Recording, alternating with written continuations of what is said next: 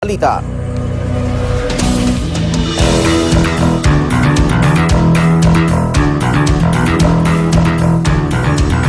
Samantala, patuloy naman po pinaghahanap ng mga otoridad ang apat na mangingisdang sakay ng bangkang sinalpok naman ng isang foreign vessel sa karagatang sakop ng Ilocos Sur.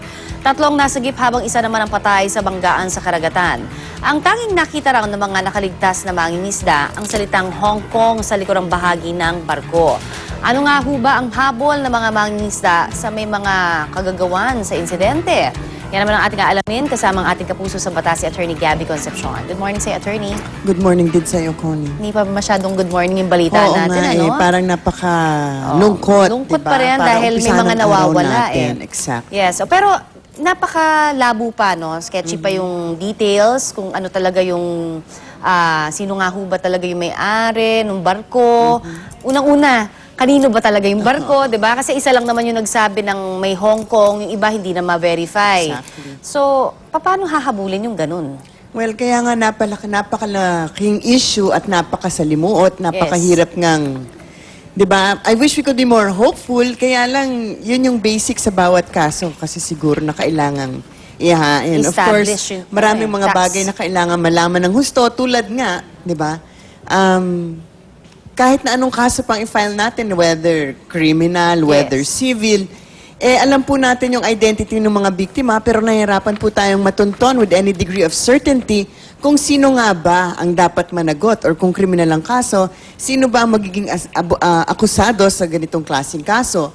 Meron mga report nga ako nadinig kagabi na ang ginagawa ng ating Coast Guard at Philippine Navy ay pinag-aaralan pa nga nila kung anong mga barko ang nasa area nung nangyari ang sakuna. Yes. Pinag-aaralan ng course at speed para matunton kung sino nga kaya sa kanila ang pinakamalapit dun sa pinangyarihan. So tulad ng kahit nga na anong kaso, lalo na kung kriminal halimbawa, kailangan namang beyond reasonable doubt at dapat lamang napakasigurado po natin sa identity ng kakasuhan natin.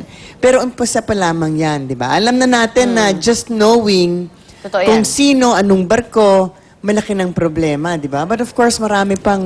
Kailangan busisiin. Ang dami pang problema sa Oo. kasong So, ganito. ano-ano yung mga nakikita mo so far na pwedeng maging problema pa? Kung halimbawa ma-identify. Ma-identify. Well, unang-una, kung saan ihahain ng kaso, di ba? Kasi yung tinatawag natin na jurisdiction, ang ibig sabihin ng jurisdiction, yung kapangyarihan na magdinig at magbigay ng hatol sa isang kaso, di ba? Kasi kung hindi naman sila papansinin, di ba? Kung hindi i-recognize yung otoridad ng korte, di wala namang mangyayari. So, sinong korte, aling bansa nga ba ang may jurisdiction? Kasi nga, merong foreign element para magdinig ng kaso na masisiguraduhin ngang susundin kung magkaroon ng hatol. Generally, kung ang kaso ay kriminal, ang rule dito ay territorial. So, kung naganap nga sa loob ng territorial waters at mukhang Ganun naman. medyo yun na ang lumalabas na it was off the coast of Bolinao, maliwanag na maaari nating kasuhan ang barko at ang kapitan o master nito sa Pilipinas. Whether criminally or civilly, but especially mahirap kasi kung criminal kasi nga territorial ang criminal law. Lalo na na-establish na nga na sa Bolinao pag nangyari at hindi sa... Actually, nung una, di ba, napakalaking issue kasi nung una sinasabi nila, pumapasok yung Panatag, Scarborough Shoal, Baka hindi doon naman naman pala. daw, Oo, di mas lalo lang. Nagkaroon pa ng ibang sinister aspect ng pangyayari. Sa ilalim naman ng mga international treaty natin, sa alam ko, kung ang kaso ay penal or disciplinary in nature, dapat ay sa bansa ng flag state ng barkong concerned. Okay. Diba? Yung flag state, actually ano yan traditional. Yung nakikita mo Yes. may flag. And Yeah. that's not ornamental, okay?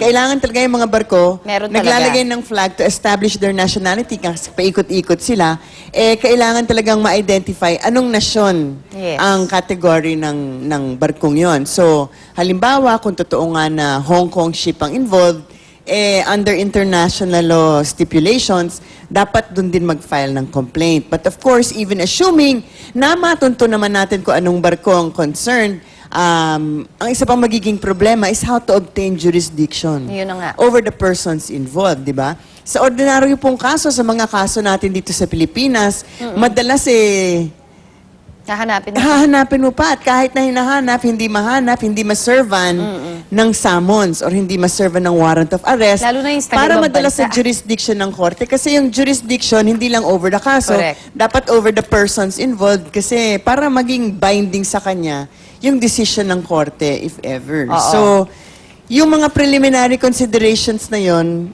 Alright. yun palang preliminary, wala pa tayo dun sa ebidensya. Mismong Ngayon main pa lang, case, di ba nagkakatalo-talo na kung ano ba nakita, ano So parang hindi nakita. talagang masalimuot siya. Pero ito pang isa pa no? Yung angulo na sinasabi na parang sinadya dahil hindi daw tinulungan. Pero may mga, on the other hand, sa sinasabi ng mga report, pwedeng hindi rin daw nakita dahil maalon nga yung dagat, napakalaki nung barko as compared to doon sa nabanggang bangka, di ba?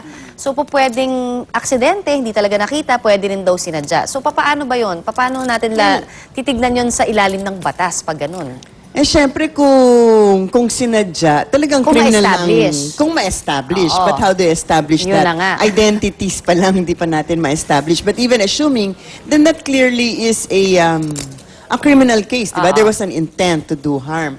Pero yung isang angulo kasi niyan, yung saving of lives at sea. And there is an international convention on the safety of lives at sea na talagang obligasyon ng lahat ng mga kapitan, lahat ng mga barko, na once magkaroon ng distress signal Right. or magkaroon ng aksidente, meron talagang obligasyon na tumulong at bigay ng aid sa kahit na sinong tao na in distress at sea, regardless of nationality or status. Kasi yung iba, di ba, alam nila. Halimbawa, yung nag-escape from Cuba. Kung minsan ayaw pick-upin kasi alam daw nila, ang modus operandi pick-upin, kailangan kasing dalhin to a place of safety. Alright. But that's an Parang may obligation bala pa. under Parang international ganun. law. Oo. Alright. Pero yun na nga, kasi meron ding allegation din kasi dito na hindi daw sila tinulungan. But of course, hindi rin natin malaman. Baka nga hindi makita. Kasi malaki. bangka in very Oo. rough weather. Right. So, sana mabigang linaw yan para sa peace of mind, unang-una ng pamilya nung namatayan.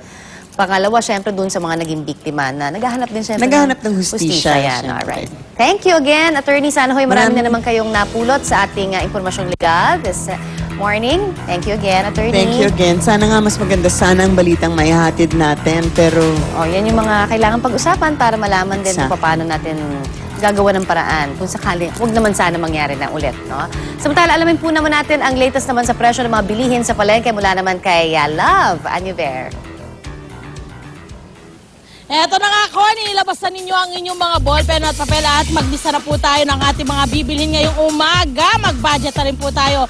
Galing kami ng Commonwealth Market at ito po ang mga presyo doon. Unahin na po muna natin ang karne na nagkaroon po ng pagtataas. Ang baka po na dating ngayon po ay 240, dating 230. Ang baboy na dating 100, ngayon po ay 150 pesos. Dati po yung 145 pesos. Ang manok na dating 120, ngayon po ay 130. Sa isda naman ang galunggong, dating 80, 100 ngayon. Bangus po, medyo nagkaroon ng pagbaba. Dating 150, 140 naman. Sa gulay naman, repolyo 40, 40 pesos pa rin po. Kalamansi 40. Ang presyo bumaba po yan na dating 60 pesos sa sibuyas. Tumaas, bumaba rin po. Dating 70, ngayon pa ay 65. Ang bawang dating 60, 85 ngayon. Nagkaroon ng pagtaas at ang kamatis na dating 60 ay 41 pesos. Sa mantika, dating 60, ngayon pa ay 55. At ang dating isang lapad na 35 ay 25 pesos naman. At yan po ang presyo ng ating mga pangunahing bilihin dyan po sa Commonwealth Market. Pero sa ibang market, nag-iiba-iba po yan. Depende raw po sa supplier. Eto na po, abangan nyo na ang mga nagbabagang balita sa unang balita.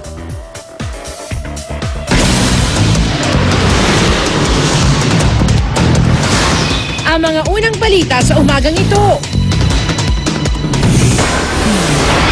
Bagyong Dindo, inaasahang magdadala ng pag-ulan sa iba't ibang bahagi ng bansa.